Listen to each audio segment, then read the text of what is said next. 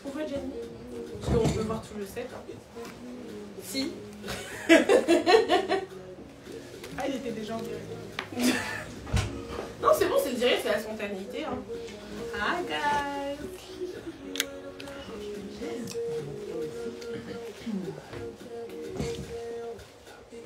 Mais vous pouvez parler, soyez naturel, venez. Ça démarre. Ah oui, on C'est est là. là, ils sont so ready. On a eu une belle discussion, on a eu un bel échange. Là, ça y est, on veut mon idée. Oui, mon livre. Oh oui, pardon. Ah, c'est celui-là. Oui. Elle me regarde. D'accord.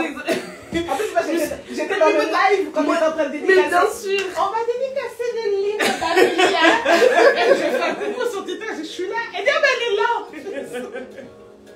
Non, parce que je me suis dit, est-ce qu'il y a un livre qu'Amélia a écrit que Ensuite, moi, je suis passée par la voie normale. J'ai fait précommande, tout ça. Oui, voilà. La voie normale. C'est pour ça que t'as ton exemplaire.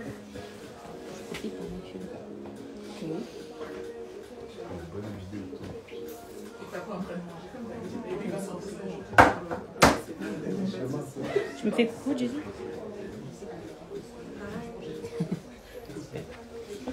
C'est moi?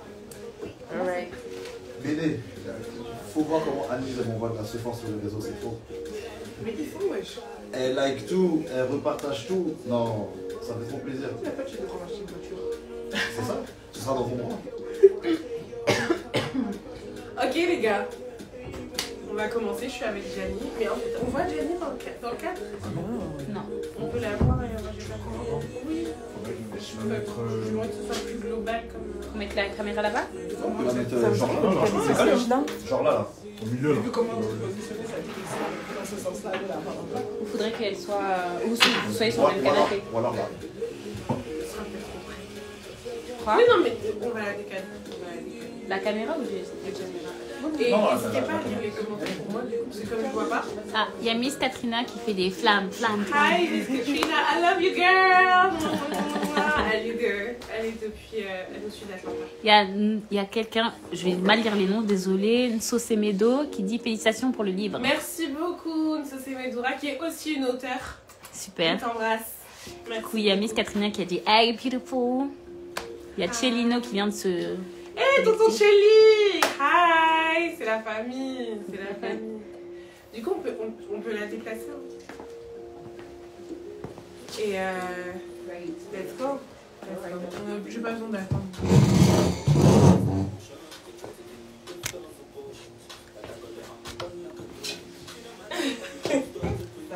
It's okay.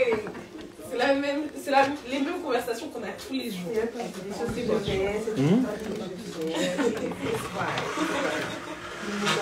Ouais, ça sert à rien. T'es pas plus dans le champ. Le big, il est là.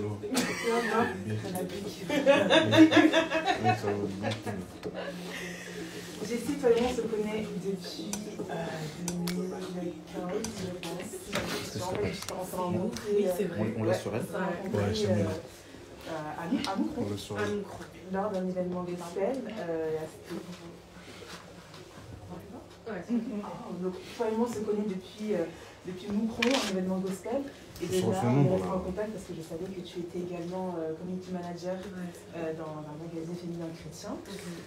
Tu dis dans ton livre en plus, tu es musicienne, tu es chantre, tu es créatrice de contenu, professionnelle du marketing, tu fais de la poésie par moment, tu es conférencière, évangéliste. Et aujourd'hui, avec ton livre, ça ajoute une nouvelle part à ton arc. Tu es autrice. Qu'est-ce que ça représente pour toi d'ajouter cette part à ton arc en tant qu'auteur? C'est à la fois bizarre et à la fois une évidence qui s'accomplit parce que en vrai j'ai toujours voulu écrire, en tant que créative de toute manière je savais que j'allais toucher un peu à tout, mais l'écriture je pense que ça fait partie des premiers amours que j'ai eu dans la créativité. Ceux qui me connaissent depuis très longtemps, c'est-à-dire depuis même l'enfance, savent que l'écriture ça a toujours été mon exutoire. J'ai rempli peut-être 11 carnets de 300 pages qui ont servi de journaux intimes dans mon adolescence. J'écrivais tellement que quand j'étais en cours, s'il y avait un exercice à faire, je terminais mon exercice et j'écrivais. Mes profs étaient obligés de me prendre mes carnets parce que j'écrivais tout le temps. Et donc l'écriture, ça n'a jamais été très, très lointain pour moi. C'est juste que je ne savais pas exactement comment j'allais formaliser, maintenant que j'ai du vécu et de la bouteille,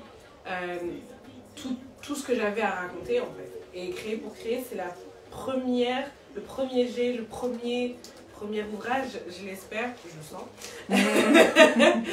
de tout ce que je pense avoir à dire et à apporter. Et c'est avec beaucoup de fierté que je prends cette casquette. Honnêtement, avant, je me mettais dans une boîte. Et c'est l'une des choses qu'on dit beaucoup aux créatifs, c'est tu ne peux pas toucher à tout pour qu'on puisse te comprendre. Même dans l'entrepreneuriat, tu dois t'en tenir à une activité parce qu'on ne va pas te comprendre. Mais la vérité, c'est que je pense qu'il y a beaucoup plus de personnes comme moi, il y a beaucoup plus de personnes qui sont multipotentielles que de personnes qui s'en tiennent à une seule dimension, qui n'existent que dans une seule dimension. Je pense même que dans la génération d'avant, les gens étaient multipotentiels. Mes parents sont des personnes par définition multipotentielles. Ma mère, elle a un don d'hospitalité, mais elle a aussi un vrai don avec les enfants. Mon père est un docteur en économie, mais je pense que s'il n'avait pas fait d'économie, il aurait concurrencé Joël Robuchon. Vraiment. Parce que son amour pour la cuisine est égal, et son talent pour la cuisine est égal en fait à son intelligence économique. Et mon but avec ce livre, c'est aussi de normaliser le fait d'être multipotentiel et d'explorer toutes les facettes sans que ça n'enlève justement à notre créativité. On peut effectivement être excellent à plusieurs choses à la fois. C'est très beau. En plus, c'est vrai qu'on peut se dire, étant multipotentiel ou en ayant plusieurs talents, on se dit j'ai envie de tout gérer en même temps. Mais en fait, ce que je vois dans ton parcours, c'est que ça s'est manifesté à différentes périodes de ta vie. Exact. Donc, tu as réussi à t'en faire très bien. Et donc, félicitations pour ton nouveau livre, d'ailleurs, qui est un très beau livre, 6 chapitres en tout, qui sont très bien construits. Vous pourrez avoir pris le temps de le lire, dans lequel tu reviens sur l'identité, notamment dans le chapitre 3, dans la saison du commencement, la saison des commencements.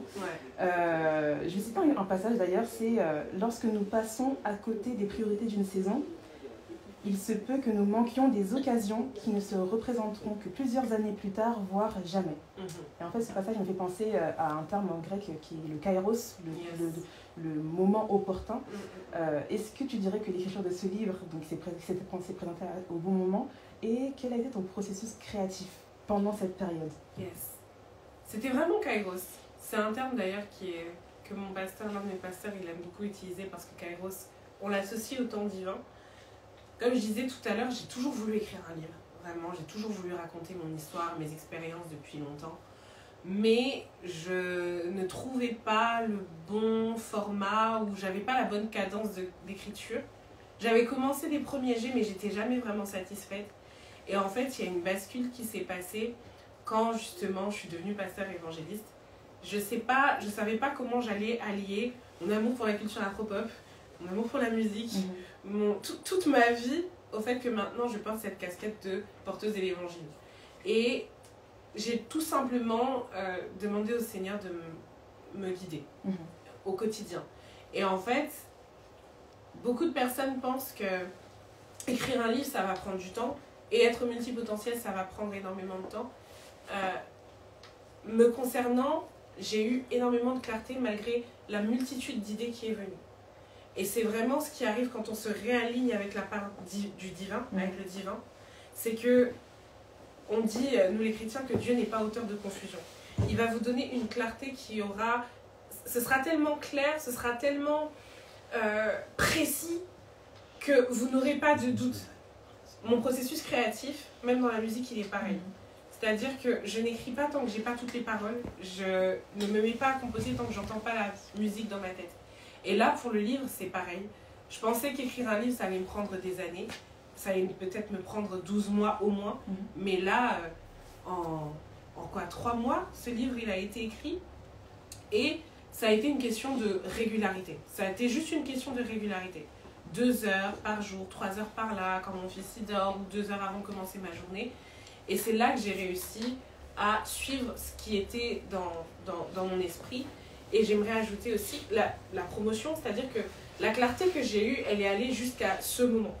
C'est-à-dire que je me suis réveillée à 3h du matin et j'ai entendu littéralement l'Esprit de Dieu me dire « Tu vas faire une tournée pour ce livre, tu vas appeler telle personne. » Je vais dire que les personnes que j'ai invitées ne sont pas anodines. le fait que tu sois là devant moi, c'est pas anodin. J'ai eu une clarté qui n'a demandé pour moi que de suivre des directives. En soi, je pense qu'il y a une dose de créativité qui nous attend tous, qui attend juste qu'on se rende disponible pour cette créativité. Et à partir du moment où on dit à Dieu, qui est le plus grand créateur de l'univers, ok, guide-moi, il aura des idées à mettre, il y aura toujours quelque chose à mettre. C'est aussi pour ça que j'aime pas le plagiat, c'est aussi pour ça que j'aime pas la duplicité, et j'aime pas quand les gens envient la créativité des autres ou essaient d'être les autres, parce qu'il y a littéralement tellement d'idées disponibles que on n'aura pas besoin d'essayer d'être quelqu'un d'autre. Et d'ailleurs, notre succès est souvent attaché à notre ADN. Ça veut dire qu'il y a un niveau de succès, il y a un niveau d'accomplissement qui est tellement rattaché à votre ADN que tant que vous essayez de dupliquer les autres, vous ne l'atteindrez jamais. Very inspiring. Yeah. Désolée, je fais un peu d'anglicisme. C'était vraiment emporté dans ce que tu disais. Dans le livre aussi, ce dont tu parles, c'est... je trouve que tu apportes une nouvelle perspective sur l'échec. Tu partages le fait que tu as toujours vécu une sorte d'impératif de réussite par ton parcours, le parcours de ton grand-père, par ton père également, tu as parlé aussi de ta maman, mais également par le fait d'avoir grandi en France, un pays qui n'accepte pas l'échec. Je cite ce que tu as mis dans le livre, qui est le chemin vers la réussite et fait d'obstacles ne ferait que nous fortifier pour solidifier notre victoire. Yes. Par rapport à l'écriture du livre, quels sont les obstacles que tu as pu rencontrer, s'il y en a? Et est-ce qu'il y a des moments où tu as basculé entre la Jessie qui a l'impératif de la réussite et la Jessie qui a juste un but à atteindre, qui est de réaliser le livre? Honnêtement, l'écriture de ce livre, le processus de création de ce livre, ça a été très très fluide. Hormis quelques petits... Je pense que les challenges que j'ai rencontrés étaient vraiment minimes. La pression de réussite, je l'ai ressentie il y a une semaine quand j'étais en train d'organiser ce moment. Je l'ai ressenti dimanche dernier à l'église quand mon pasteur a prié pour moi. Parce que je me suis dit, waouh, j'ai vraiment l'impression d'être folle. J'ai eu l'impression d'avoir une expérience en dehors de mon corps, dans le sens où je me suis vue suivre un projet qui n'existait pas il y a 6 mois. Et qui est maintenant, je le vois comme un mouvement, mais c'est déjà tellement... Ça concerne déjà tellement de monde que ce n'est déjà plus le mien, que vraiment je le vois pas comme mon accomplissement. J'ai l'impression d'avoir reçu une directive, j'ai appliqué, et maintenant c'est disponible pour tout le monde. Et ça va devenir un mouvement. En tout cas, c'est ce que j'espère.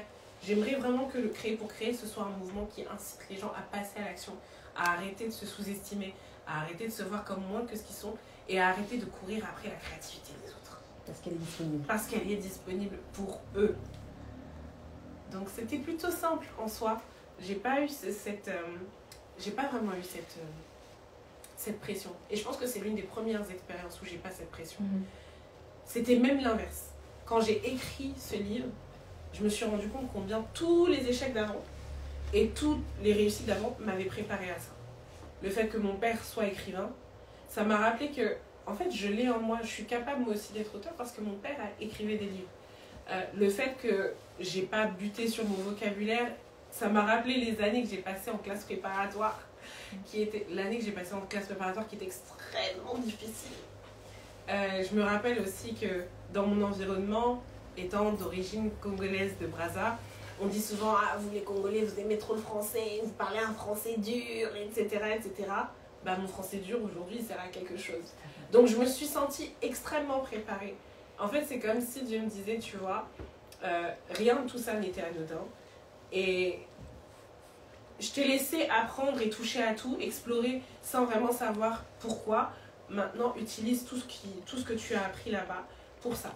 Et donc, non, je me suis vraiment sentie qualifiée pour ça. Pas parce que j'ai des facultés supérieures ou quoi, mais c'est vraiment l'expérience que Dieu a permis que je puisse avoir, que je puisse cumuler, qui fait que non, je me suis sentie légitime et à ma place. Et aussi le fait de savoir que ça vient de lui. Ça veut dire qu'en général, nous, souvent, on a le syndrome de l'imposteur. Parce qu'on se dit, qui je suis pour que Dieu me confie une mission. En vrai, je suis fou de penser que moi, mon livre, il va devenir un mouvement. Je suis fou de penser que cet album, il va remplir des salles. Je suis fou de penser que cette émission, elle concerne tant de gens. Mais en fait, non, tu n'es pas fou parce que c'est pas juste question de toi. Il est question des personnes qui vont bénéficier de ce que toi tu as. Et donc, quand tu passes ton temps à remettre en question ta légitimité, malheureusement, tu passes à côté du fait que la raison pour laquelle cette vision, elle t'a été donnée, ce rêve, il t'a été donné, ce talent, cette appétence, il t'a été donné, ne concerne pas que toi. Tu vas vraiment passer à côté de ta mission. Il y a d'autres personnes qui doivent bénéficier de toi. Il y a d'autres personnes qui vont trouver le courage de passer à l'action parce qu'ils te voient prendre ta place. Il y a d'autres personnes qui vont se dire, moi je le vois avec mon fils, il passe son temps à nous imiter son père et moi. Parce qu'un enfant ne fait pas ce qu'on lui dit, il fait ce qu'il voit ses parents faire. Et c'est l'une des raisons qui m'a d'ailleurs poussée à chercher beaucoup plus à vivre alignée avec mon but. Parce que je me suis demandé, est-ce que je voudrais que les gens qui me regardent, si demain je pars, ce qui n'arrivera pas, vous en avez encore pour 90 bonnes années avec moi. Mais qu'est-ce que les gens ils diront de moi? Qu'est-ce que mon fils dira de moi? Est-ce que le jour où mon fils il va entreprendre, il se dira je peux appeler mon père ou je peux appeler ma mère parce qu'ils connaissent la situation que je connaisse, ou est-ce qu'il se sentira désarmé parce qu'il n'a pas eu d'exemple? Et il faut savoir que le rêve en soi, c'est une qualification. Et c'est un appel à l'action. Le fait d'avoir un rêve, c'est une qualification. Okay. C'est que ça te concerne. Si tu rêves d'avoir une émission, c'est que c'est ta qualification, c'est ton truc. Si tu rêves de faire de la musique, c'est que c'est ta qualification. Et aussi, il faut que ça puisse être un appel à l'action. Voilà, un appel à l'action. Et c'est aussi, quelque part, parce que juste avant, tu disais que le fait de... Enfin, on se dit, ouais, ça peut être fou de faire ceci, ça peut être fou de faire Y. Mais ce que je me dis parfois, c'est qu'en tant que créatif, il faut accepter que... Ouais, on va tous être fous. On va tous être fous, en fait. Il faut accepter qu'on va être fou à un moment donné. Et dans cette folie aussi, il faut aussi accepter que, effectivement, comme tu disais, ce que l'on fait n'est pas pour nous. Et une fois qu'une chose t'est donnée, juste avant qu'on fasse le live, il y a eu une discussion autour de la créativité, autour de ce qui est créé. Une fois que ces choses-là sont créées, en fait, après, elles ne nous appartiennent plus. En fait, la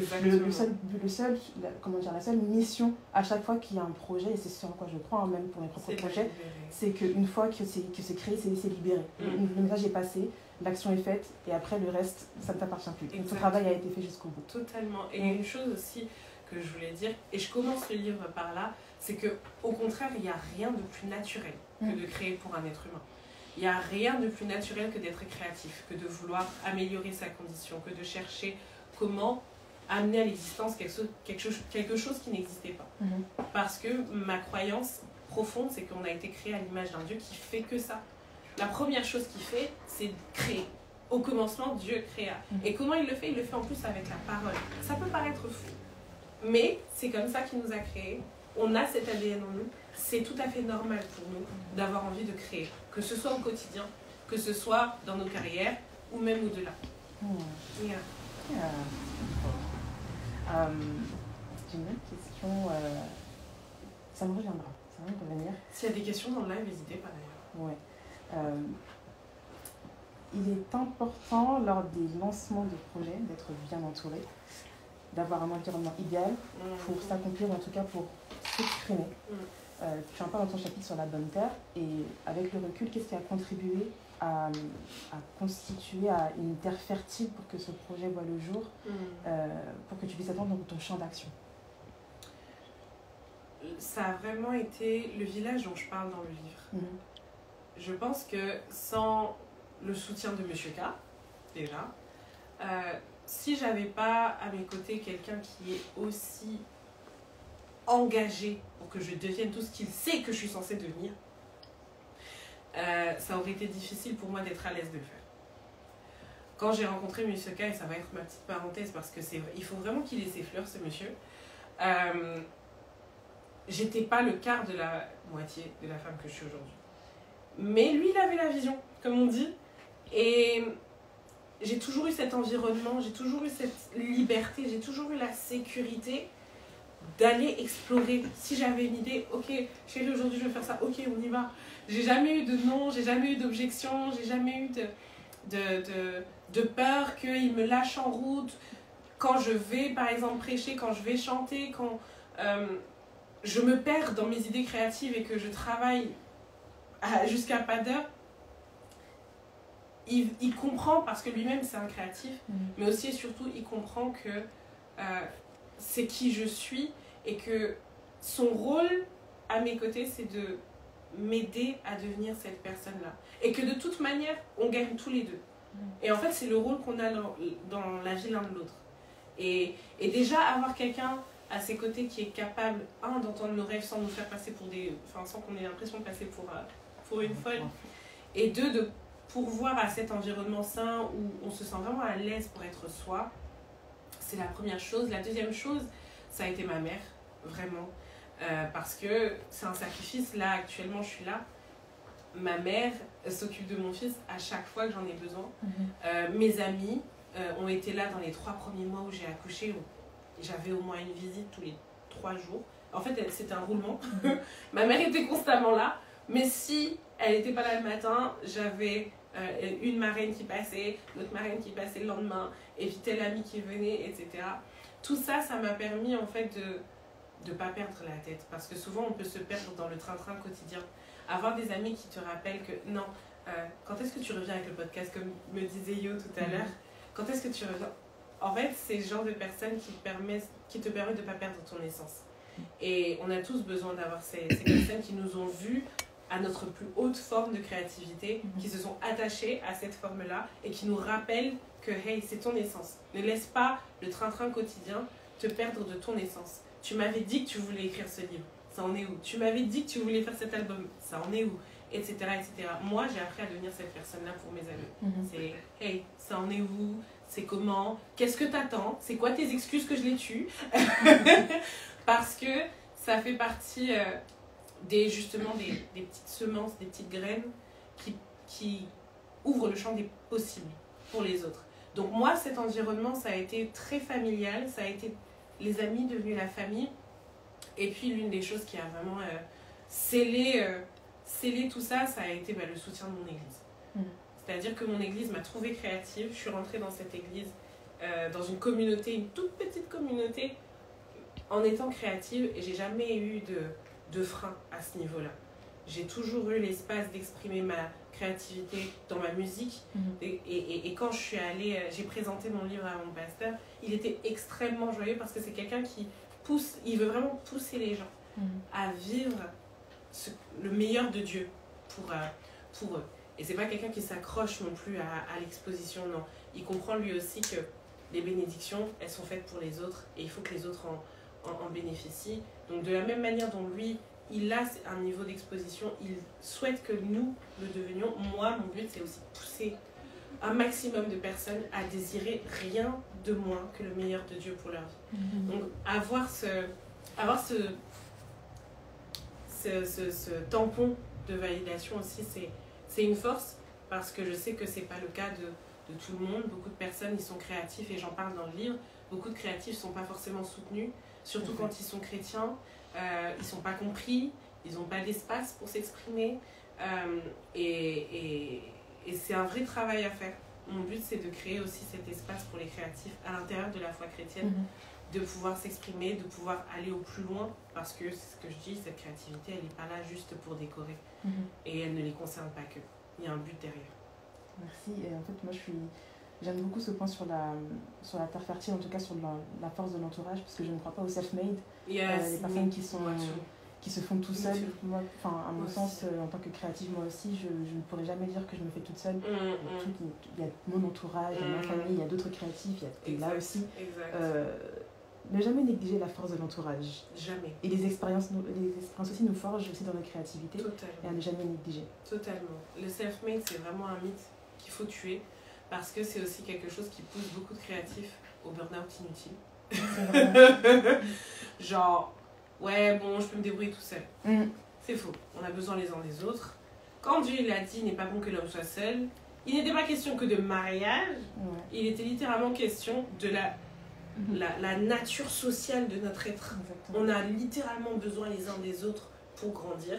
On a besoin les uns des autres pour réussir. on a besoin les uns des autres quoi qu'il arrive. Et plus on se ment à soi-même sur le fait qu'on n'a pas besoin de faire appel aux autres ou qu'on s'est fait tout seul, plus en fait on développe un orgueil qui nous empêche, encore une fois, d'atteindre le meilleur de Dieu pour nous. Parce qu'il y a vraiment une richesse dans le fait de vivre les choses ensemble. Moi, ce qui me fait vibrer, c'est d'être au contact des gens. J'aime les gens, I'm a people person, et c'est drôle parce que mon fils, il a cette personnalité-là, il a ce truc. Partout où je vais, I'm going to make a friend. Je vais me faire un ami, et je regarde toujours les autres en me demandant qu'est-ce que je vais apprendre de cette personne. Qu'est-ce que son histoire va m'apprendre? Qu'est-ce que de cette petite conversation je vais pouvoir emmener? Parce que je le sais, on est des êtres sociaux. On ne peut pas créer seul. Rien ne se fait seul.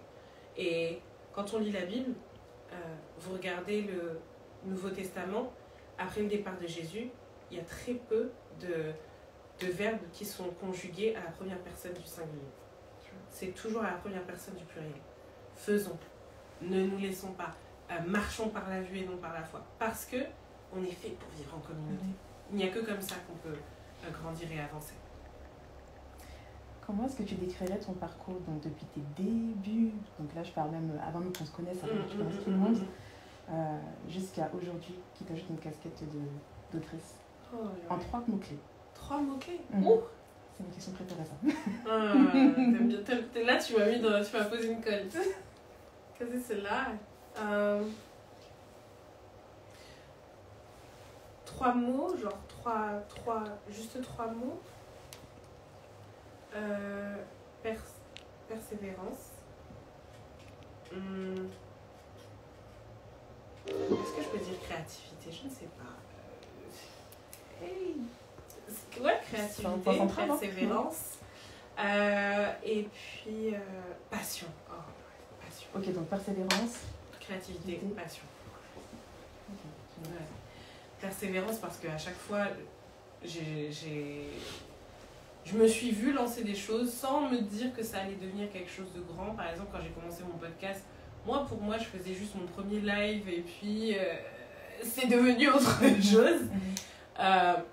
Mais j'ai toujours eu cette résilience, cette éthique de travail, cette idée d'être discipliné avec ce que je fais. Ça doit être régulier, ça doit être carré, il doit y avoir un process, etc. Donc, beaucoup de persévérance. Ça n'a pas été facile d'être régulière tous les jours, ça n'a pas été simple, mais je me suis imposé cette discipline et c'est cette discipline qui a payé.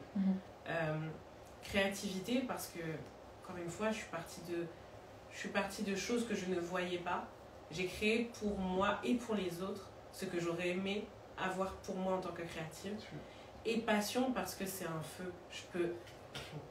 Je peux créer, je crée comme je respire parce que j'ai accepté que c'est ma seconde nature. Et je peux le faire avec tellement de harmonie. Ça fait vibrer mon fort intérieur. Donc c'est vraiment ma passion. Et j'ajoute, moi personnellement, pour toi, authenticité. Authenticité, yeah, c'est vrai. C'est moi, me to the core. Voilà. Et dernière question. Ouais. Donc, la foi est un point central de ton livre. Quel est le message que tu aimerais donner ce soir aux personnes qui nous écoutent, et donc que ce soit ceux qui ont eux aussi à cœur de créer, ou ceux qui ont même déjà commencé à créer, ou même ceux qui ont abandonné? C'est quoi ton message pour eux ce soir?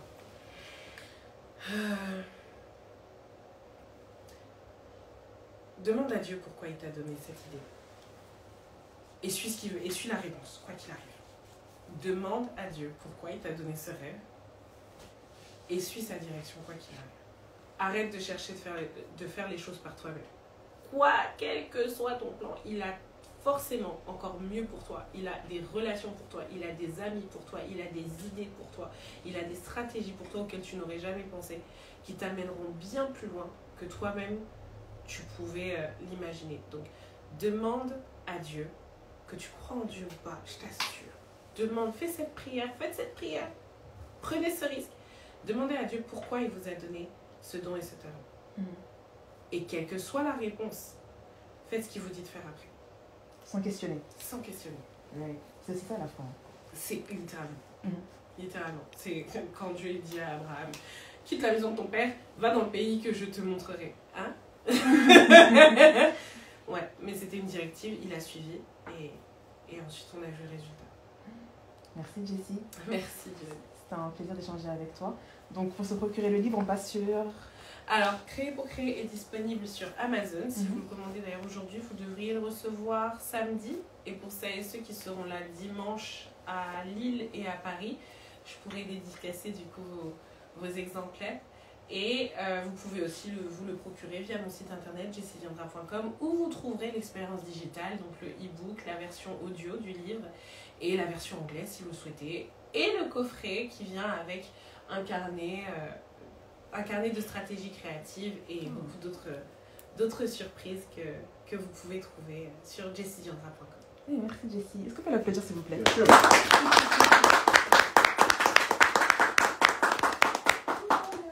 Et pour ceux qui ne me connaissent pas, je suis Janie Inouande, je suis hôte du podcast Creators. Merci Jessie pour l'opportunité. Merci à toi. J'essaie de ne pas pleurer, mais...